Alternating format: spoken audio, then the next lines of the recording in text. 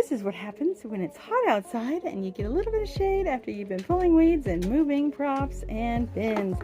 Get a little crazy with all the broken bones. High five. Foot chucks. I'll give you 5. High five. Yeah, give me 5. Yeah, we found out we got a bone switchblade. I'll cut you, man. I'll cut you.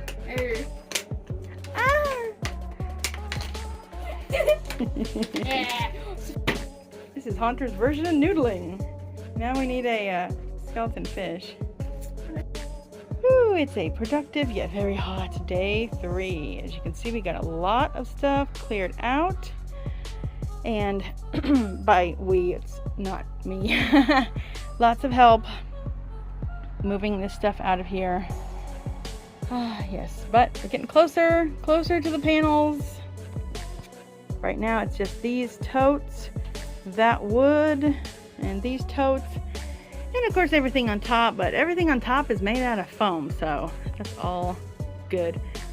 Except for those right there, but they're still light enough for someone else to move, not myself. And then we have a lot of it staged out here.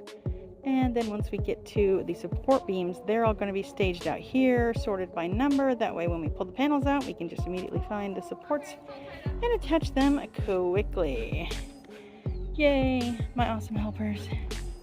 And then this area right here, I did a lot of weeding.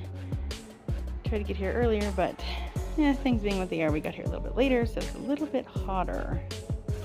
Then we got some of the lighter bins starting to be staged over here. They will have to be moved, of course, once we start putting the walls up. But this is just moving stuff around so we can get to the wall panels. Yay!